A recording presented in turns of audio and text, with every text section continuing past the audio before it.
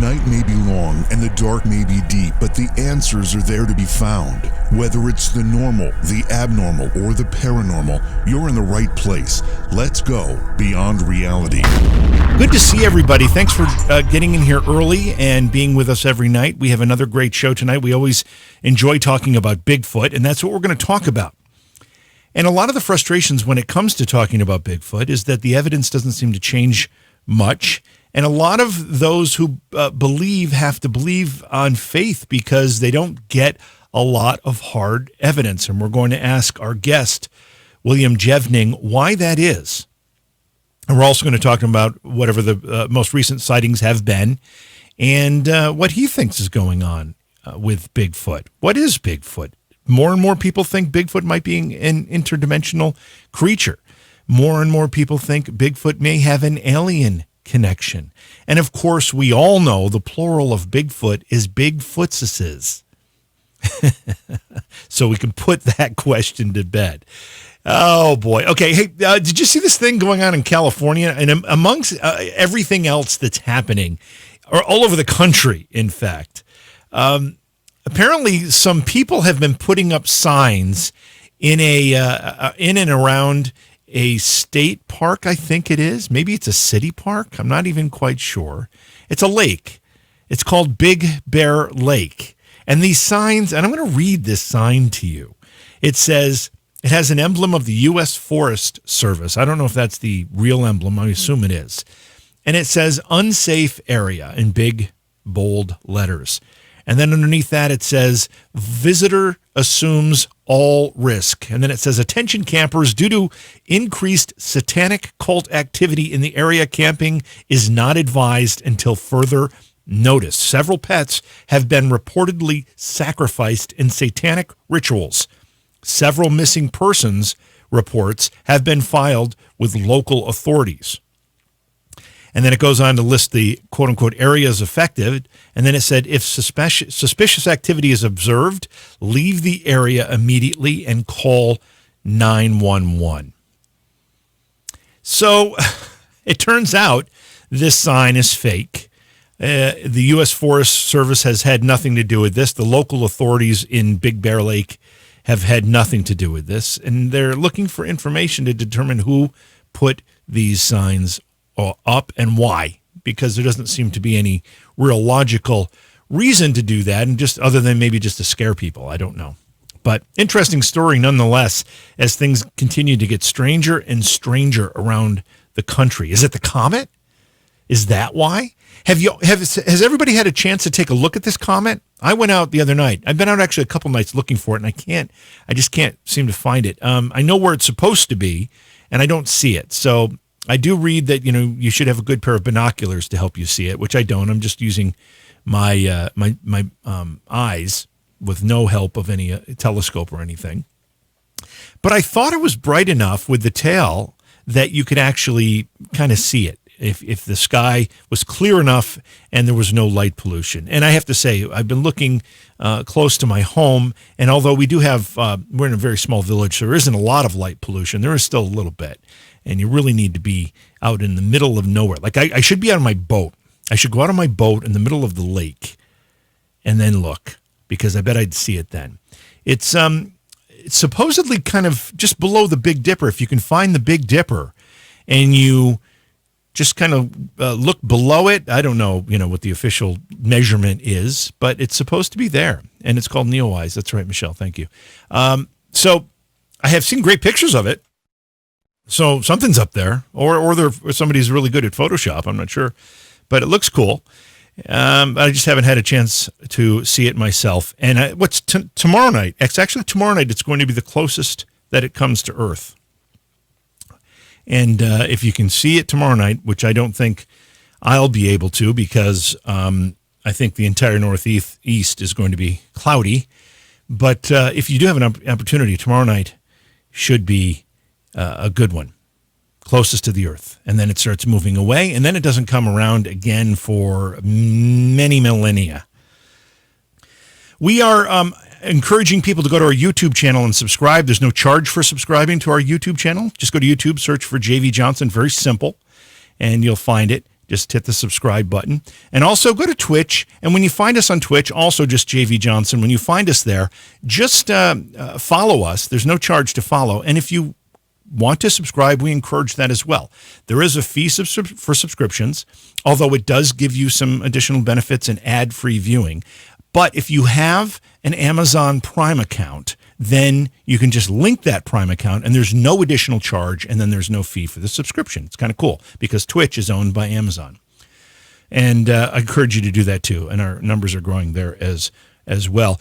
That's going to do it for the intro here. Let's get to break here and then get our guest on the phone. Again, tonight we're talking with William Jevning, and it's going to be a great conversation about Bigfoot. Get your questions ready. We'll be watching chat to be able to submit your questions. Both chats will be monitored, and we'll ask Will your questions about Bigfoot as well. Please support the program. Go to patreon.com/Johaw. That's JOHAW. But we're very, very excited to have a returning guest on the program. William Jevning is joining us again. We're going to be talking about Bigfoot. Will, hey, sorry about it. I guess there's a little bit of confusion about time, but thankfully you're here. Welcome back to the program. Great to have you with us again. Thank you. Appreciate it. So let's there's a question that I always like to kind of get out of the way just so we can understand when somebody's going to talk about a topic, particularly like Bigfoot. Kind of what the perspective is, where they're coming from on this. And from what I can understand, there's three kinds of people. There are people that are firm believers, just absolutely believe. And this is probably true of things like UFO phenomena, ghost phenomena, whatever it happens to be. So they're the believers. And then there are the people who won't believe regardless of what they see, hear, or are told. And then there's the people who aren't sure, maybe want to believe, but are going to remain skeptical until they can themselves find something substantive to prove it one way or another. Do you believe you fall into one of those three categories? Well, I agree with the three categories, and the way I like to define those is if you were to look at a topic, okay, on one side you get it's actually a very small number of people. It's kind of a fringe on one side, like you said, that believe pretty much in whatever is put in front of them. And then on the opposite side, you have another small fringe that's people who won't believe anything. You've got this really large amount of people in the middle. And like you said, they're the ones that are kind of on the fence. It doesn't take much to prove or disprove something to them. They're open-minded. They're willing to look at a subject and ask a lot of questions about it. Those are my favorite kind of people, actually, the skeptics. What I am is somebody that's, I walked into a situation, I know what I saw, so it's not a matter of believing, disbelieving.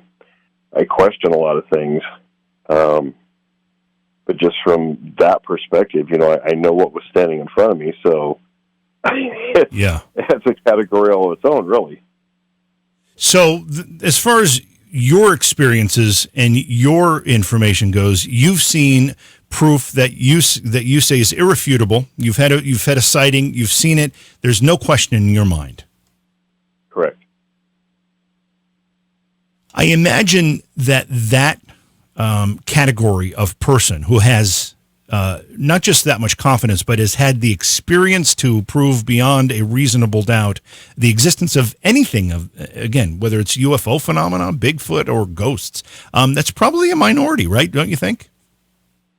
Yeah, I would say so. I mean, I've interviewed a lot of people over the years, probably thousands, that have been in my situation and have seen things, and it's kind of a life changer. It's different if you haven't seen something and discuss it, as opposed to, there it is 20 feet in front of you. Yeah. It's a whole different mindset. But then there are people who have an experience. Maybe it's not standing 20 feet in front of them, but maybe it's, 45 feet and they see the head peek out from behind a tree. And they still will deny that they saw something that warrants at least a question. I think that's kind of a natural way for people to be because, when you see something like that, it's outside of your frame of reference. I mean, there is no frame of reference. Maybe there's a little bit these days because it's more saturated in different media venues these days than it was, say, when the first time I found tracks was in 1972. We'd never heard the word Bigfoot. So it was completely outside of anything we had any sort of knowledge of or even thought of. So I think a lot of people are still in that category when they see something, like I said, maybe a partial, or I categorize, events like this. Either you've had a direct encounter like mine was, or you've had a peripheral encounter, and that could be vocals, seeing something, partial, like you said, maybe a head or something. All the other things that fit into that, that are Sasquatch related, but it wasn't that direct encounter. So without the frame of reference, it's pretty difficult, I think, for most people to kind of wrap their head around it. You question yourself, did I really see that? Yeah. So did I hear you right, though? You actually found tracks before you really had any knowledge of what Bigfoot was, what it might be, and you clearly weren't out looking for it if you hadn't heard of it. No, me and a buddy, at the ripe old age of 14, where he came over to spend the weekend. It snowed. There wasn't a lot going on, so we got the bright idea to go to another one of our friends' house that lived about a mile away. And normally we would have taken a trail through the woods that would have made that distance quite a bit shorter, but we couldn't find the trail with snow on the ground. So we walked down the road to where the railroad tracks intersected. We walked down the tracks because they went directly by his house. And we got about 3/4 of the way to his house on the tracks and found some intestines laying in the snow between the rails. Oh, geez. And what the heck is this? They were from something about, I guess, what you'd think of as a medium-sized dog or a coyote, roughly that size. Mm-hmm. And there were no footprints of any kind around there. So we're thinking, well, how in the heck did this get here? So I told my buddy Mark to walk on up ahead the tracks. Obviously there was nothing the way we came, nothing to the right we could see down below us. And there was a rise to the left. And then I said, well, you go up ahead and see if you see anything. I'll climb up this embankment and take a look. And I got up there, it was maybe 8-10 feet up there, and I hollered at him. I said, come on, take a look at this. There are these footprints all over the place in the snow. And we're standing there kind of oohing and ahhing, these, sorry about that, phone's ringing. That's all right. Big human-looking bare footprints in the snow. And my first thought was, number one, who's got feet that big? Yeah. And what are they doing walking around here barefoot, in this, it was less than 20 degrees that morning. So while we were thinking about it, it dawned on me that the animal intestines weren't frozen yet. Ooh. So being that cold, this had to have happened pretty recently. It looked like, later we figured that they had tossed them probably from this position. It wasn't very far from that spot. And it spooked us. So we took off running. We figured whatever made all these prints was still pretty close by. So we took off running. We pounded on my friend John's door furiously, and he answered. And he had 2 younger brothers and 2 younger sisters. So all these kids are in just pandemonium, about all this, what we'd found. And his dad come walking out of the back of the house. And he said, boy, settle down. What's going on? So we told him, and he said, he grabbed a 45 pistol and a camera, and he says, take me up there and show me. So all of us, this whole group goes back up there, and he takes some pictures, and we're all, it was just totally disorganized. And he told us what little, he must have read something in a magazine or seen something on TV. We don't know. What little he knew, and that age, we're thinking, holy cow, there's real monsters out here in the woods. So we went looking, all those guys every weekend after that, never saw anything else. So, when you're kids at that age, your attention span isn't that long, so we kind of forgot about it. And 2 years later, my dog was barking one evening right before dark. And we had to tie him to his house because he liked to wander off to the neighboring farms and bring their livestock back to us, things like that. So to keep him out of trouble, we tied him up. So he was barking like crazy. My dad always said, if something comes in the yard, shoot it because it might be rabid. And there were a lot of skunks and raccoons, things like that always came in the yard. And so I grabbed a .22 and let the dog go, and I said, go get him. He goes racing out to the nearby tree line, and I'm following him. And he gets there, and he stops. And that dog never stopped for anything, before that time or afterwards. He got a face full of porcupine quills twice because he wouldn't leave things alone. But this time he stopped, and he stood there real rigid with his ears up, And I'm walking up toward him, and he turned around and ran past me as fast as he could. I'm thinking, where's that crazy dog going? So I saw him, watched him run to the house. He got up on the back porch, and he was sitting there kind of shivering. I thought, what the heck? So I walk up to the tree line, and I can hear something in there. And I'm thinking, well, maybe it's a porcupine. Maybe he finally learned his lesson. So I had chambered around, and there were some low-hanging fir branches there, so I kind of pushed those through. And inside the fir boughs, there was a big maple tree in there. And this would have been about October. There was nothing on the trees. Everything was on the ground, on the leaves. So I pushed my way through the fir boughs that were hanging there with my rifle in my right hand. And about 15, 20 feet in front of me, under this big maple tree, is this huge creature, and it's standing there moving the leaves with its right foot. And I'm just, in milliseconds, all these things go through your mind. The biggest one is, what the heck is this? And then it dawns on me at the same time, this must be one of the things that made the footprints. We had found 3 different sets of footprints. And so, I guess time kind of slows down because, when you think about it, all these things happen, but it was so fast. And the only thing I could think of was it was massive. There was nothing I could do except maybe shoot in the air and maybe to scare it off. Mm-hmm. And this thing was a good 2 feet higher than me, so it had to be around 8 feet tall. Every bit of 800 plus pounds. I mean, it was probably 4 or 5 feet across the shoulders. And, just massive. It was solid all the way down. And when it saw me, it stopped moving and just stood there and stared at me. And I shot. It didn't do anything. And I heard a noise from kind of my right rear. And I'm trying to keep an eye on this thing and look at the same time. I heard a little commotion behind some brush, and out come walking this other one. And it walked past me and went over and stood by the first one. And it was about a head shorter, and I could tell it was lighter. It was a smaller creature. And about that time, the fear response kicked in, and I took off running, hoping it wasn't breathing down my neck, either one of them.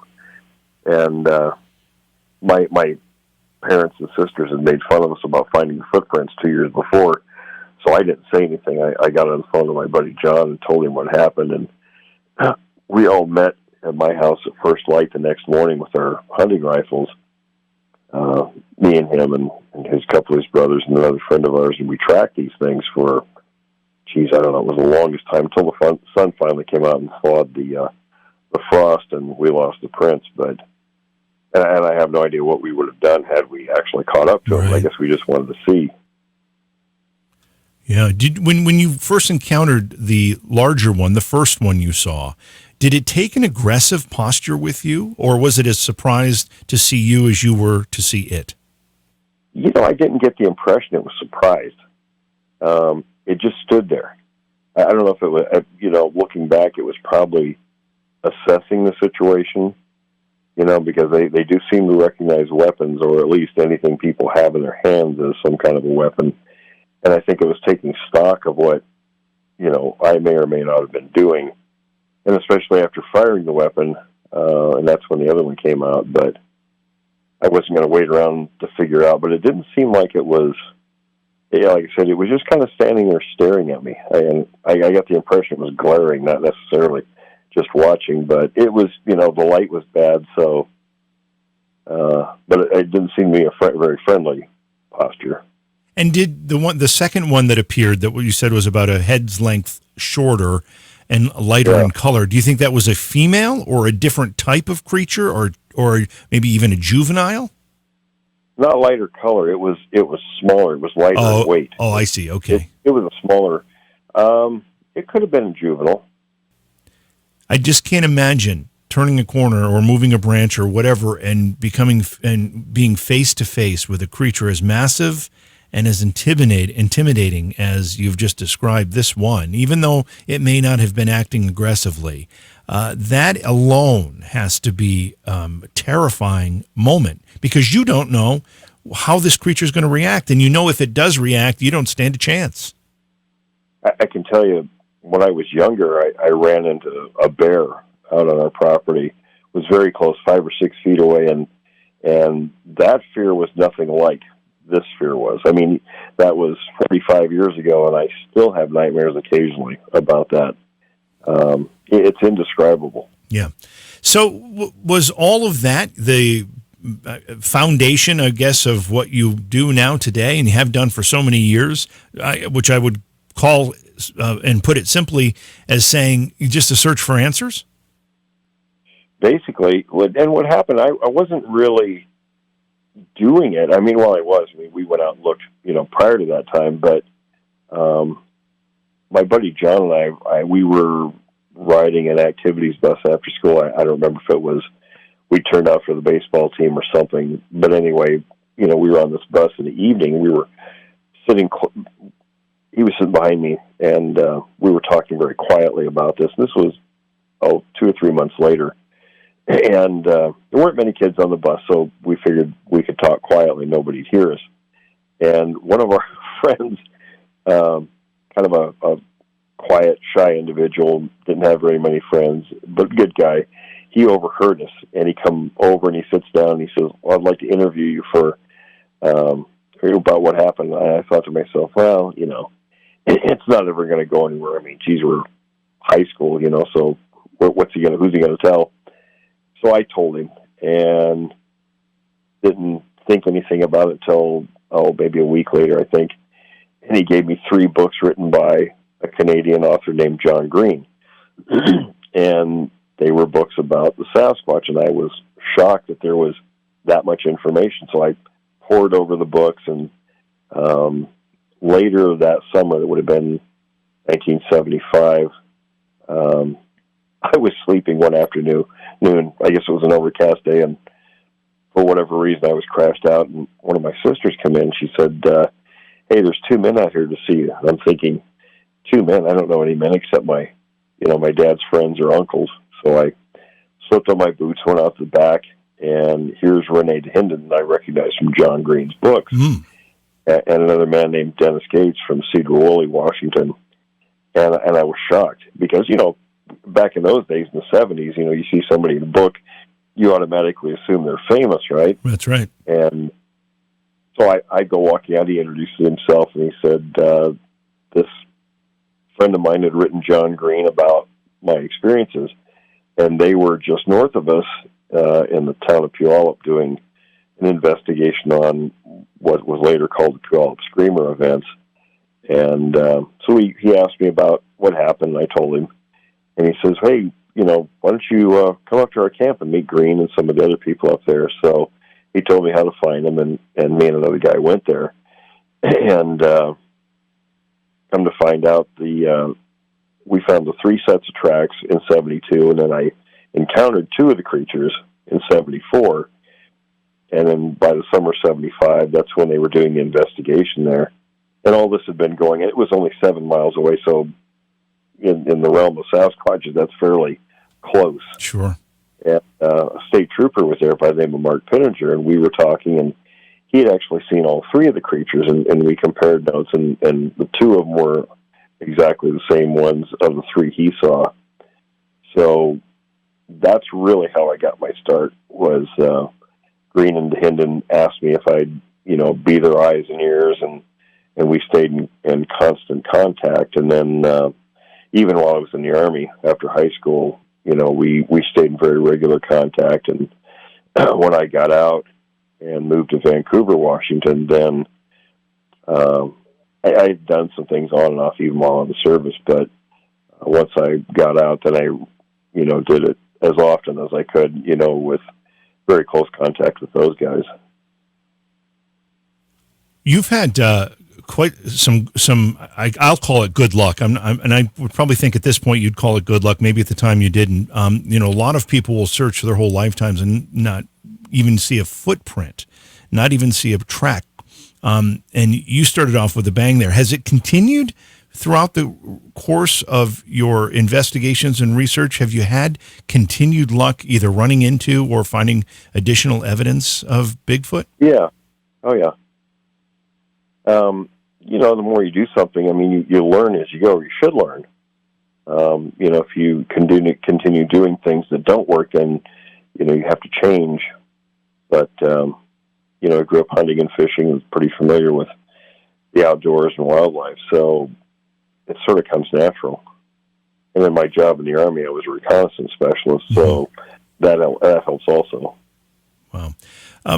Tell me more about the Hinden. Now, that work was pioneer work. There weren't very many people that were either interested in or certainly researching and trying to get answers about Bigfoot, even up into the 70s. I mean, I'm not sure. We've turned a bit of a corner, but I think that's very recently where, some TV programs have gotten a hold of it and made it a little more, I wouldn't say common, but certainly better known. So tell me a little bit more about Renee's work and what it had been up until that point when you started to get involved. A lot of people underestimate Renee. He was really, really the first one. He emigrated from Switzerland in the 50s, and he was working for a farmer on the East Coast when they were overheard a news broadcast or something, and they were talking about some mountain climbers or somebody going to look for the Yeti.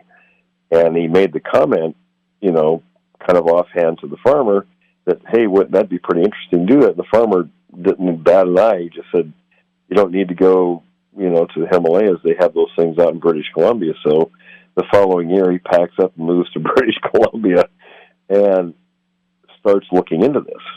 And when he talked to local Native Americans and some of the other folks that lived in the area, went to libraries, he told me how he did all this. And he figured out that there really was enough information, solid information to take a serious look at it. So he started really digging in, and he met John Green, and the two of them started really doing this pioneering work. And then at the same time, they were beginning that things in Bluff Creek, California were starting up. So, they were doing things that no one even thought about doing, even though people like Ivan Sanderson and some others had written books. These guys were the ones who were actually on the ground doing the work that no one else had ever thought of doing.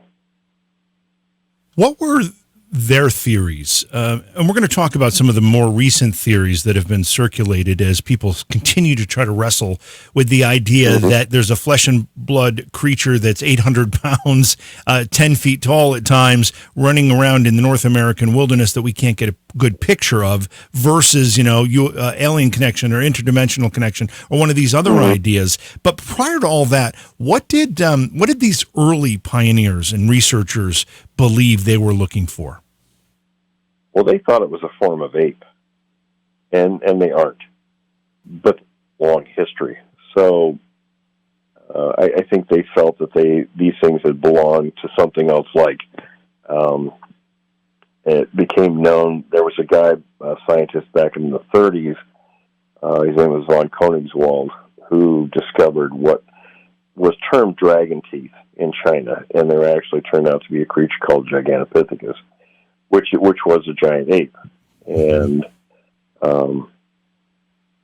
those things got to be, upwards of 12 feet high and 1,500 pounds. So something like the Sasquatch that's considerably smaller compared to that is certainly within the realm of possibility. So they were thinking once that information became available to them that these things were probably that. But I don't believe they are. I don't think they're an ape at all. And we'll get into what you think they are as the conversation continues. But as these pioneers, and prior to your 1972 experience, when this first came to your attention, in between there was an event that later produced some film footage known as the Patterson Gimlin film that seemed to have changed everything. I mean, that really brought some attention to this idea. What are your thoughts on the Patterson film? What were Renee's thoughts on the Patterson film?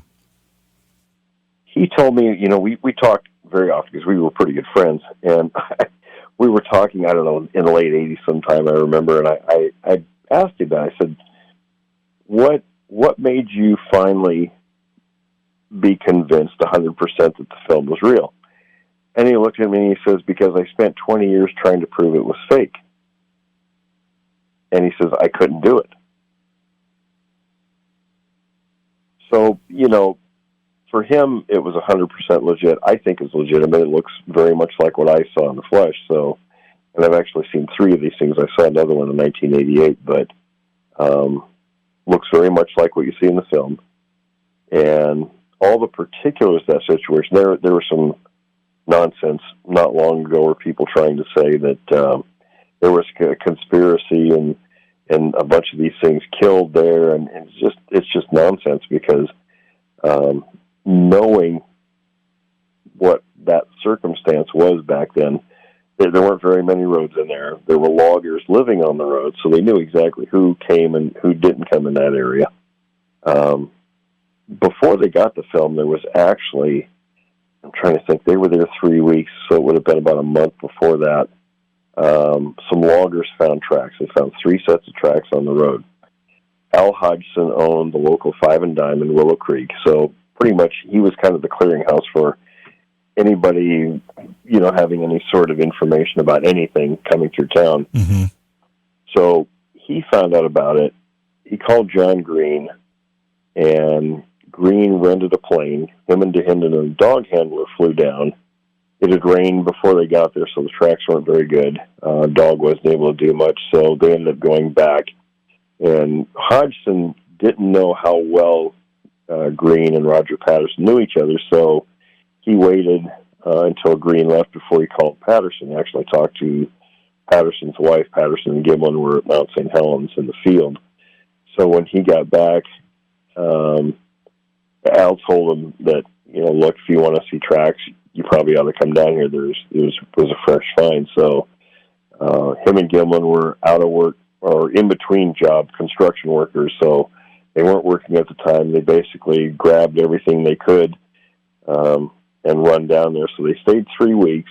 It was at the end of the time they were there. They were riding up the creek and encountered this creature. So that's kind of, in a nutshell, how that happened. And I asked Renee afterwards, I said, why didn't, because everything kind of stopped after the film was made. And I said, why didn't you guys continue going down? To me, that would have been really, strike while the iron is hot, right? Get in there while you've got the film. You've got 2 eyewitnesses, you've got a film, and you've got physical evidence in the way of tracks. So, to me, they should have really exploited that and continued with it. But he says, well, we thought we had what we needed. Green and Hinden weren't necessarily out to prove the subject was real, the creatures were real. They wanted to get the scientific community involved. They had determined by seeing thousands of tracks and all these eyewitness accounts that there was enough for the scientific community to pay attention. That was their goal. And when the film was made, they felt they had achieved that, and it didn't happen. That film has served both as an inspiration for many of those we would consider to be Bigfoot researchers, investigators. I hate using the word Bigfoot hunters because it just is inappropriate in my mind. But it's also been the source of a lot of controversy. Some will say, "Oh, you can see a zipper." Some you can say whatever. I don't think you can tell that there would, if there was a zipper, I don't think you would be able to make it out. And one of the disadvantages of using the film stock that they did is that it's it's a little blurry. It's a little not perfectly clear. It's not like high quality HD digital photography that we're used to today. And they and sadly people compare it to that, but that's not what they had to use in 1968, whatever it was. Right. Yeah, go ahead. Back in 67, the top of the line film at that time was Planet of the Apes. Oh yeah. And a lot of people don't understand. They see, when you look at that movie, the apes are all wearing clothing, right? And there was a reason they wore clothing. It was because the best that Hollywood could do at that time for those sort of suits were these big, heavy fasteners in the back. There was no way they didn't have any way to hide that. So the actor would enter into the suit from the back. They'd hook these big fasteners up, and then they had to put clothes over them so they could, look more realistic. So that kind of technology just didn't exist then. So I've interviewed a friend by the name of Bill Munns who used to make suits for Hollywood films. He made made the soup for Swamp Thing, and talked in great detail about that. He did a bunch of work on the film with Mrs. Patterson, did a really great job with it, in fact, explaining all that. And there were some other things, too, like Sasquatch dimensions are different than human. In other words, the forearms are longer, legs are shorter in comparison with the torso, things like that.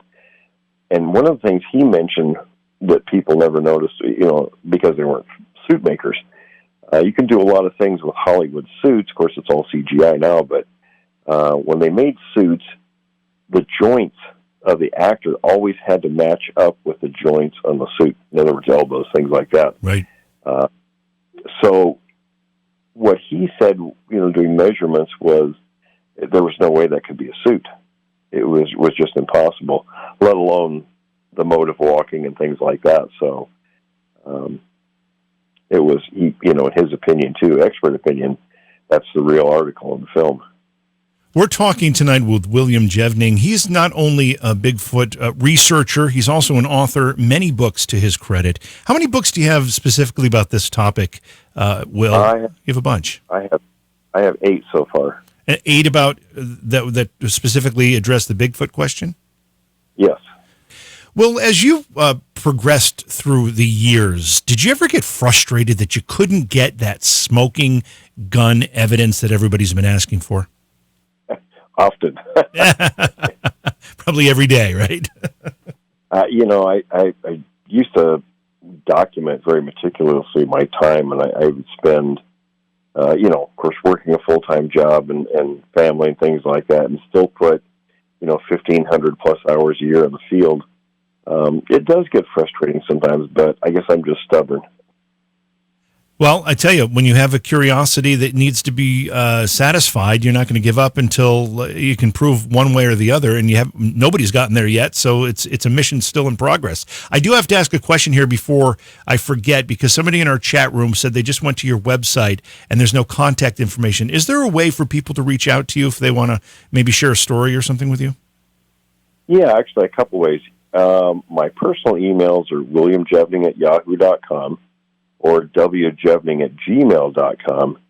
And we also do a weekly podcast called Creek Devil. And if you go to creekdevil.com, we have contact information there. Okay, that's easy enough to remember. Let's talk a little bit more about not necessarily your experiences, but in those early years when you first started to get your feet wet and really started your process, which became a long road to get some answers. Who are some other people that were having experiences? Are there any stories that really stood out to you as being quite credible and maybe even impactful in your effort to get answers? Oh boy, it's been so many.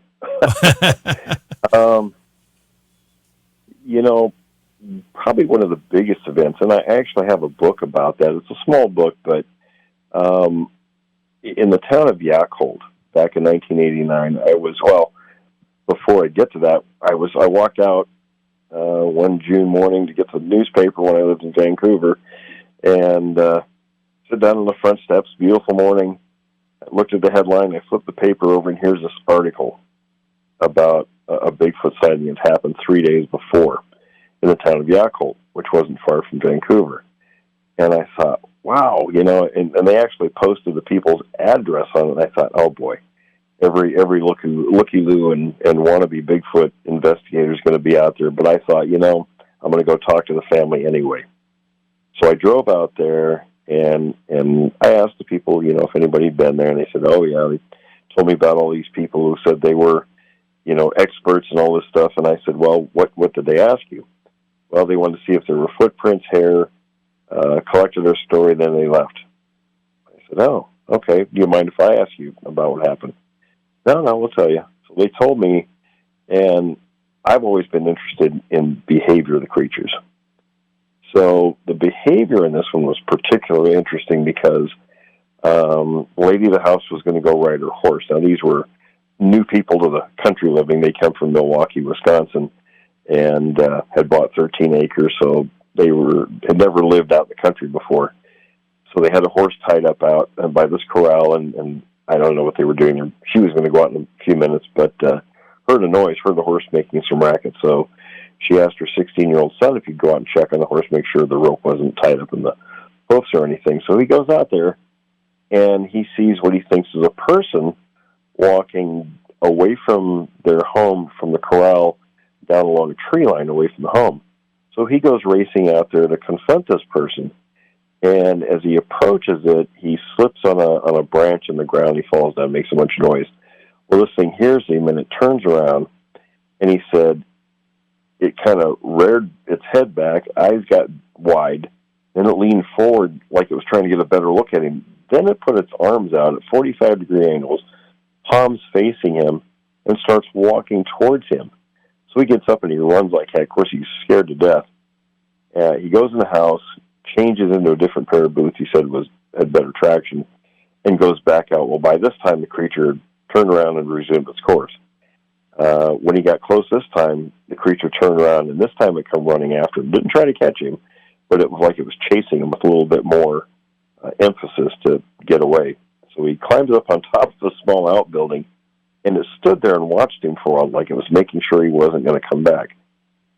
So he said, then it turned around and it resumed its course again. And I asked him, well, did any of these other people ask to go down where it went to look? He said, no, nobody was interested. I said, can I go look? Sure, we'll take you down. So all of us go down, and we crossed a small stream and went up into another pasture, and there was this big cottonwood tree that had been blown over the previous winter. And at the base of that, there was an intermittent pond that was dried up during this time of year. So I looked under that, and I found 2 sets of juvenile tracks all over in this dirt. So I said, well, there's the reason it was trying to keep you out of the lower fields. Right. I said, keep your eyes open. There's probably a female in the area, too. So this started a nine-month investigation where stuff was happening constantly there. It was, I guess, akin to what was going on or had gone on in Bluff Creek with this, repeated activity. I to this day, I don't know why that group seemed to focus on that particular area, those farms in that particular place, but they did that until it was kind of disrupted, and they went away and never came back. How do you address people when they present you with the question that everybody seems to ask? We've been looking for a lot of years, and camera technology has gotten so much better, and not just better, but more common. Almost everybody has a high-quality HD camera on their hip anymore in the form of a cell phone or in their pocket. But yet we still can't get what we would consider to be convincing or irrefutable photographs of a Bigfoot creature. Still sightings going on, of course, but that photograph just remains so elusive. Why? There's a couple of things going on there. I guess I'm trying to remember how to address this. I do have a couple of good pictures. People that seem to get pictures really don't bring them out. It affects them kind of funny. I have 2 really good pictures right now. One's of one from Michigan. It's actually on the cover of my last book that I published. Broad daylight, the creature's running away from the person who took the picture. But the interesting thing about that is the person who sent it to me isn't the person who took it. She was a family friend. She says they deny what's in the picture. They want nothing to do with it. They won't talk to anybody. They gave it to her. So whatever happened shocked them enough where they just didn't want to deal with it. Another one is a rarity I just got last week because game cameras typically don't work because, like most primates, they're keenly aware of what's in their environment. Mm-hmm. But this particular one wasn't in their environment. It was a rancher who had some disturbances on his property, so he put this camera out by this water trough, and very clearly, in broad daylight, this juvenile, is actually sitting on the edge of the tub with its feet in the water. So there are pictures that are very credible, not many, but I think there are more out there, but those people just don't bring them out. I think where I was going. Oh, so the other part of that is Now, these things typically don't want to be around people, and most people looking for them really don't know where these things are and why they're there. So, and that's a pretty complex picture all by itself, but they're looking in the wrong places. And here's another aspect of this, too. When you encounter one of these things, everybody thinks, oh, yeah, I'm going to be able to pull my phone out or camera and I'm just going to snap a picture. You know, it's an underwear changing moment. You're not, that camera's the last thing. And I'll give you an example. A buddy of mine and I were actually in an area adjacent to Bluff Creek about 15 years ago. And we had been talking about this very thing. Both of us spent a lot of time in the field together. And I said, we really have to practice, being prepared, for something that's going to shock us. And it's going to be fast. We have to be able to, and I'm in the habit of carrying a camera in my hand all the time. So we both had camcorders in our hands. And this was around 1 o'clock in the morning. We were heading back to our camp. And so we were prepared. We were talking. And there was a road that came in adjacent to the left of us. And in the peripheral light of his headlights, I saw something running on that of the road. And I said, hey, look. And just as I said that, this little year-old bear comes zipping out right in front of us. And that little bugger had to be running 25 miles an hour because he was trying to keep up on him. And we followed this little guy for probably 100 yards. And he went zipping off into the timber. And we stopped, and I looked at him. I said, well, a fine pair we are. We both got camcorders in our hands. We're out Bigfoot hunting, and neither one of us got a shot of that little bear. So... But you can imagine if and I've talked to literally thousands of people over the years, and with the weekly podcast now too, witnesses all the time, and no one. I ask them, did you think about getting a picture? When something is in front of you has that magnitude of impact on your psyche. Taking a picture of it's really probably the very last thing you're thinking about. And I think that's quite true for anybody who just, would encounter one of these creatures randomly in a random situation. And I know that you can also say, think of yourself in a car accident. Say somebody kind of, dings your car out and then they drive off.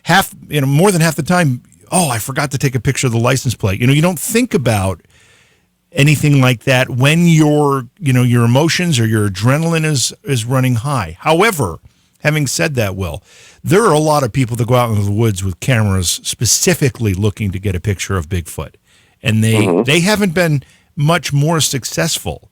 Does Sasquatch or Bigfoot, is it an intelligence thing? Are they just they so aware that they know how to avoid this? Oh yeah.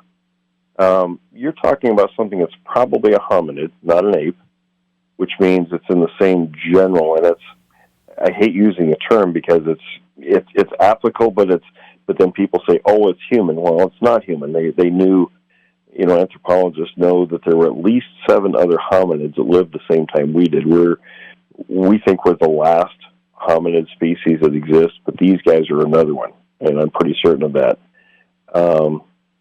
All primates are extremely intelligent. Everybody likes to compare dogs and horses and dolphins. They do have high intelligence, but all primates, there's a gulf of difference between primate species and all other animals in terms of intelligence. And if these guys are a hominid, then it's even that much more pronounced. So they're going to be keenly watching us because historically, there's been a lot of friction between us and these things. I have a lot of Native American friends who told me many times that when their people came, that they chased them out of the hunting areas. There was always friction. It was sort of a live and let live situation, but, they wouldn't come and mess with Indians and they wouldn't go in their areas. It was sort of a, you stay out of my area, I'll stay out of yours kind of a thing. Kind of a mutual respect, yeah. But there were stories of friction, lots of stories of friction. I have friends today that say that, these things will eat you as opposed to look at you. So with that, thinking of those terms, they don't like human contact. If you do see one, there's usually something going on that's not a chance encounter because they're very aware of where we are. Yeah. They're more than capable of staying away from us. So when there is a contact like that, there's something else going on, something they want or trying to get out of a situation. But I think very few actual chance encounters. You brought up, hominid. You brought up kind of a bit of a scientific explanation of what type of creature we're talking about here. Do you believe that there are many or several different species of what we would consider to be a Bigfoot creature? Well, I was told specifically, and I won't go too much into it, but this guy worked for the government, worked for the military at that time, when they were looking into this sort of thing, and it would. I'll talk about that another time. But what he told me was they knew there were 4 main categories and up to 22 varieties, which means you get slight variations depending on geography. You get a breeding pool that's kind of stays local. Will develop things that won't develop in other areas. You know what I mean? Our own ethnic differences, or a classification of that. But so you get all those varieties, but there remain, and even the early people like John Napier and some of those felt there were 2 main types based on their footprints. And when you look at some of the footprints, there are some clear differences between the 2 types that they called. So my contact told me that there were 4 and maybe a 5th variety, not necessarily species, but enough of a difference where, physiological and those kinds of characteristics to make the separations. Earlier, I mentioned a couple of ideas that seem to be gaining a little bit more traction as the conversation of explaining Bigfoot continues. One is this idea there might be an alien connection. Another idea is that there may be an interdimensional component to all of this. What are your thoughts on those 2 ideas? Well, and I get people say, well, what about mind speak and all this stuff? And my answer is, name one other species on the planet that has that. Yeah. They're a natural part. They've been around they probably predate our species, because of native folks that said they were here before they came. So they're probably an older species than us. At one time the planet there was an article, I can't remember who wrote it, but it was called Planet of the Apes, and they talk about how there were so many species of primates at one time that literally proliferated around the world. So many of them are gone now, and these things can simply be a leftover.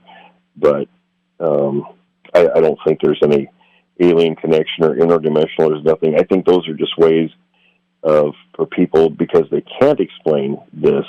It's easier to jump to things like that and fill gaps rather than do the hard work to, fill in those gaps. Is there anybody, in addition to yourself, obviously, but anybody who's doing work right now that you think is really probably on track to get some answers for us? I'll be honest, I don't know of any. Yeah. It's tough. The field is a little strange, and I think that TV hurt it a little bit, too. I don't know what your thoughts Very on... strange. Yeah. I don't know what your thoughts on the reality television stuff, but I think some of the stuff, and I'll... Things like, and I won't name the show, but going out and banging on trees and making a bunch of noise and light, anybody who hunts knows that's the very last thing you want to do if you want to find any kind of wildlife. Right. That's going to, and these guys are pretty touchy when it comes to, doing stuff in their environment. My anthropology training, they said if you want to observe a species, you need to be quiet. You need to just observe them. You don't interact with them. That changes conditions and results. So, going out and making a bunch of noise is absolutely the wrong approach. If you want to see something, you need to be quiet and observe.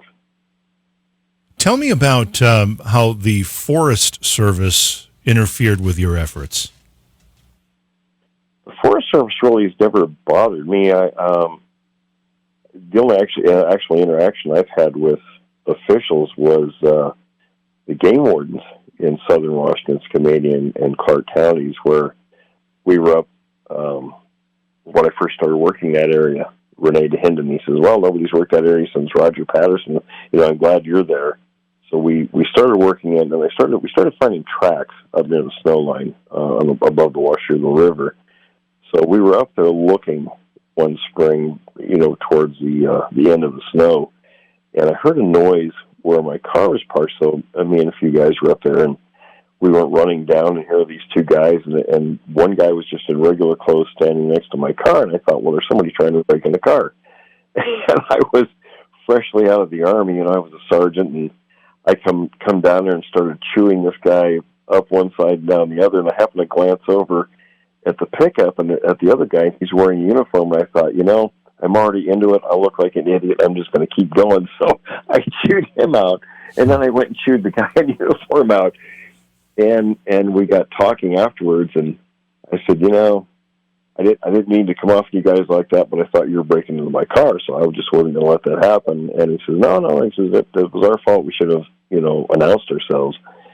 And we got talking, and they were actually very friendly, very interested, and would watch my vehicles for me when we were up there, and had actually a pretty good relationship, but never had the Forest Service interfere. I did hear things about people who might have been fake Forest Service. Oh, mm-hmm. I don't know what that was about, but there were footprints found by credible people, and before I was able to get to them, they were destroyed in both cases by somebody wearing Forest Service uniforms. One person even gave these two older gentlemen who took me to their track find this business card. He had taken pictures, he said, told them he could have pictures. When they went to contact him, no such person existed. So I don't know what was going on there, but it was a very strange situation. Both of them very similar kind of situations. I have a question from our chat room. It says, can Bigfoot cause you to have a sense of foreboding?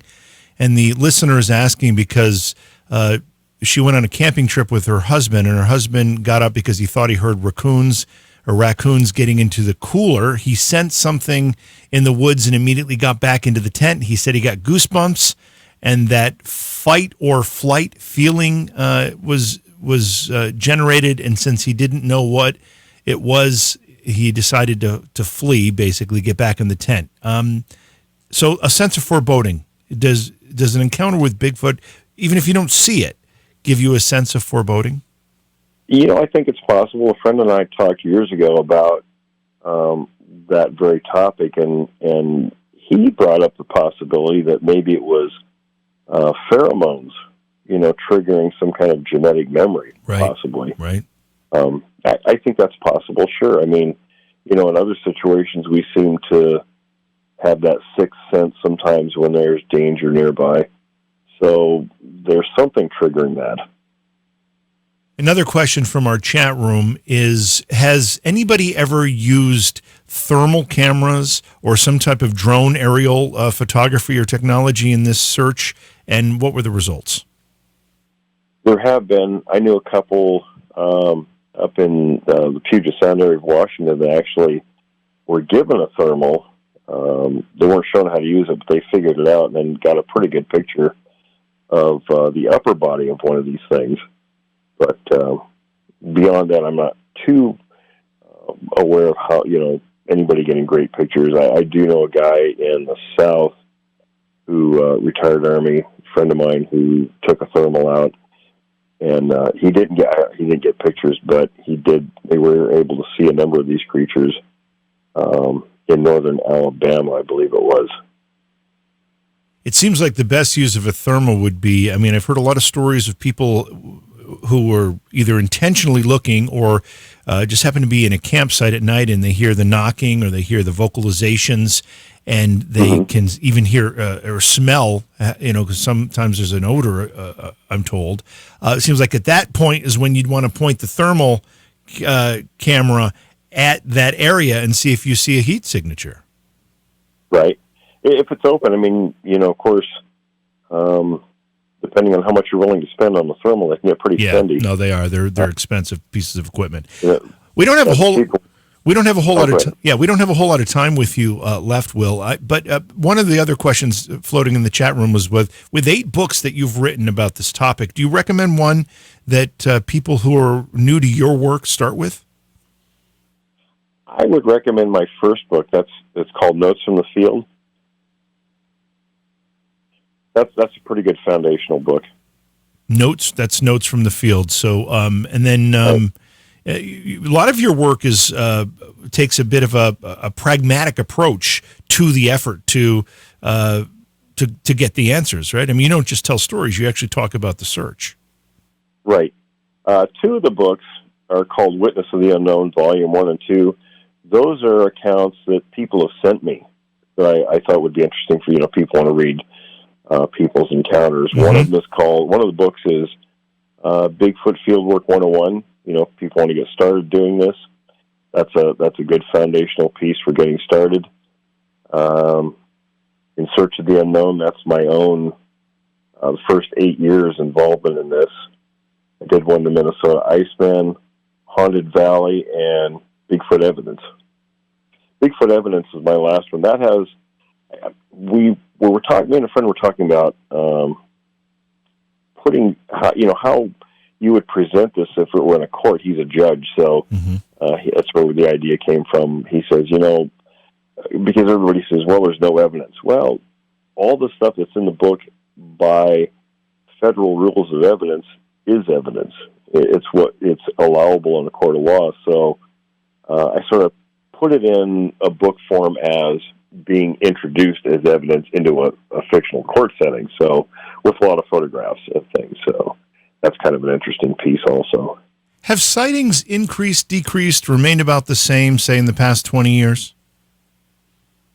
I think there are just more people willing to talk. I think the sightings have always been taking place. It's just more acceptance in terms of coming forward and talking about it.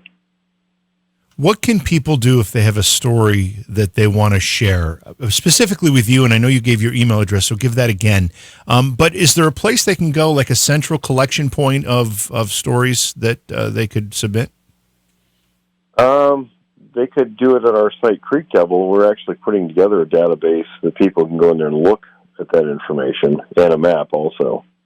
My information is William Jevning at yahoo.com or wjevening at gmail.com, but also, and of course my website, williamjevening.com, but you can also contact us at creekdevil.com and submit, or if you have a question, we address all people's questions on the show. Well, this has been a great discussion. I love getting the updates. Do you think, in your personal opinion, what's more exciting to you about this? And maybe you can speak for the industry, all the people that do this. What's more exciting, the chase or the answers? When you finally get answers, are you going to be disappointed that the chase is over? No, I think I'll be ready to retire. I've done this for 47 years, so when I'm finished, I'll be finished, I think. Fair enough. Thanks for coming back on the show. I know we had a little confusion about start time, but it all worked out really well. It was a great discussion, and I appreciate your time tonight, Will. I appreciate you having me on. Beyond Reality Paranormal is hosted by J.V. Johnson and produced by Orion Palmer and Slick Eddie Edwards. Like us on Facebook and subscribe to our YouTube channel. Please consider supporting the program either through your podcast platform, click on the link in the description, or on Patreon at Joha Productions. If you'd like to be a guest on Beyond Reality Paranormal, or you have a recommendation for a guest, contact our producer, Slick Eddie Edwards. Eddie is spelled with a Y at slickeddieedwards@gmail.com.